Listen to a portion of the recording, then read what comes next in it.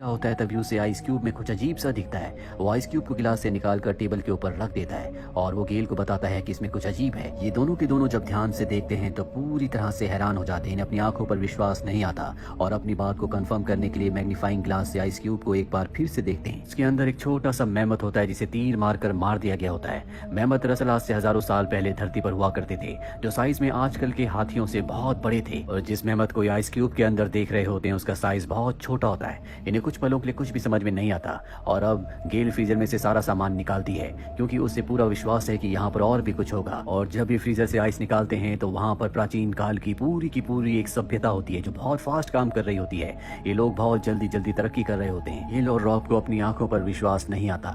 उन्हें ऐसा लगता है कि वो किसी पिक्चर को फास्ट फॉरवर्ड में देख रहे हैं। फ्रीजर के अंदर का जो वक्त होता है वो आइस एज का वक्त होता है। चारों तरफ बर्फ होती है और अब जिस मेहमत की बॉडी इन्हें आइस क्यूब के अंदर मिली थी, रॉब उसे अपने घर के पॉट की मिट्टी में दफना देता है। ऐसा करते हुए रॉब को बहुत दुख होता है। गेल कहती है कि शायद ये हमारे गमले की मिट्टी के लिए बहुत अच्छी खाद होगी। और अब एक बार फिर से फ्रीजर को खोलते हैं। ये देखकर ये हैरान हो जाते हैं कि चंद ही घंटों में यहाँ की पूरी दुनिया बदल गई। पिछली बार यहाँ पर आइस एज था लेकिन अब यहाँ पर इंडस्ट्रीज हैं। इतने कम वक्त में यहाँ की दुनिया कैसे बदली ने कुछ नहीं पता। दरअसल फ्रीजर की इस दुनिया के अंदर हर एक चीज बहुत तेजी से बदल रही होती है और ये वक्त होता है 19th सेंचुरी का, जब इंडस्ट्रीज ग्रो कर रही थी, हर जगह कंस्ट्रक्शन चल रही थी और इस फ्रीजर की दुनिया के अंदर भी बड़ी बिल्डिंग्स बन गई होती है। गेल रॉब से कहती है कि ये एक अलग दुनिया है जहाँ पर टाइम और तरक्की बहुत स्पीड से हो रही है। रॉब दुखी हो जाता है क्योंकि उसने बहुत कुछ मिस कर दिया। वो आइस एज के बाद की दुनिया को देखना चाहता था कि वो दुनिया कैसे बनी, उस दुनिया में क्या हुआ, लेकिन अब उसने उस मौके को गवा दिया। उनके देखते देखते फ्रिज की दुनिया उस वक्त में पहुंच जाती है जिस वक्त में आज हम हैं। अब यहाँ पर उड़ने वाले प्लेन भी हैं और ये सब कुछ अपनी आंखों से देख रहे होते हैं जो चंद ही घंटों में सब कुछ बदल गया होता है। ये सब कुछ देखकर ही दोनों बहुत ज्यादा एक्साइटेड होते हैं और तभी यहाँ फ्रीजर की दुनिया के अंदर एक बॉम्ब गिरता है जिससे एक बहुत बड़ा ब्लास्ट होता है। दरअसल ये एक न्यूक्लियर बॉम्ब है। बॉम्ब के ब्लास्ट की वजह से रॉब पीछे हट जाता है जिस वजह से वो गिर जाता है। उसका चेहरा आग की गर्मी की वजह से लाल हो गया होता है और अब ये फ्रीजर के अंदर देखते हैं जहाँ पर ब्लास्ट हो रहे होते हैं। दरअसल ये एक न्यूक्लियर वॉर है। गेल जब ये देखती है तो फ्रीजर का दरवाजा बंद कर देती है। रॉब कहता है कि अब क्या होगा। गेल कहती है कि मुझे नहीं पता, फिलहाल मुझे भूख लग रही है। और इसके बाद ये खाने के लिए कुछ ऑर्डर करते हैं। 1 घंटा बीत जाता है। रॉब कहता है कि हमें फ्रीजर की दुनिया को देखना चाहिए कि अंदर क्या हुआ, क्या वहाँ के लोग बचे होंगे, क्या उन्होंने सब कुछ ठीक कर दिया होगा। गेल कहती है कि मुझे नहीं लगता, मुझे लगता है कि वो पूरी दुनिया खत्म हो चुकी होगी। और अब रॉब फ्रीजर का दरवाजा खोलता है और जब वो अंदर देखता है तो उसे अपनी आंखों पर विश्वास नहीं होता। ये हमारी दुनिया से भी बहुत आगे की दुनिया होती है जो बहुत ही ज्यादा हाईटेक होती है। यहाँ पर फ्लाइंग कार्स भी बन चुकी है, साथ ही दूसरी टेक्नोलॉजीज भी बहुत ज्यादा हाई होती है।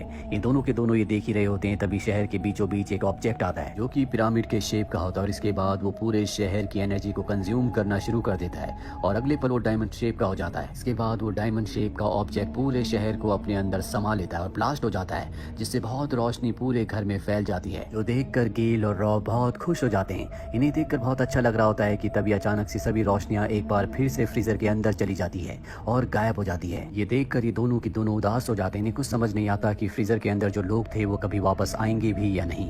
हालांकि रॉब को थोड़ी बहुत उम्मीद होती है लेकिन गेल को इस बात की उम्मीद नहीं है, इसीलिए अब रॉब फ्रीज के प्लग को निकाल देता है। अगली सुबह एक बार फिर से रॉब और गेल दोनों के दोनों फ्रीजर के पास आते हैं और फ्रीजर का ढक्कन खोलते हैं और जैसे ही उसे खोलते हैं अंदर से ठंडी हवा धुआं बनकर बाहर निकलती है। जब ध्यान से देखते हैं तो एक बार फिर से आइस एज शुरू हो चुका होता है, यानी समय का वो चक्र जो एक रात पहले शुरू हुआ था वो आज फिर से शुरू हो चुका है। कुछ ही पलों में ये डायनासोर्स भी देखते हैं जिनके पास कुछ एप्स भी होते हैं और ये एप्स इंसानों के पूर्वज हैं जिन्हें सेपियंस भी कहा जाता है। इन्होंने एक डायनासोर का शिकार किया होता है लेकिन तभी एक दूसरा खूंखार डायनासोर आ जाता है जो इन सब को मार देता है। दरअसल इस फ्रीजर के द्वारा हमें हमारी दुनिया के बारे में बताया गया है कि किस तरह से दुनिया बार बार बनती है, बार बार खत्म होती है, किस तरह से इंसानों ने तरक्की की और किस तरह से वो आगे भी तरक्की करते रहेंगे। ये एपिसोड यहीं पर खत्म हो जाता है।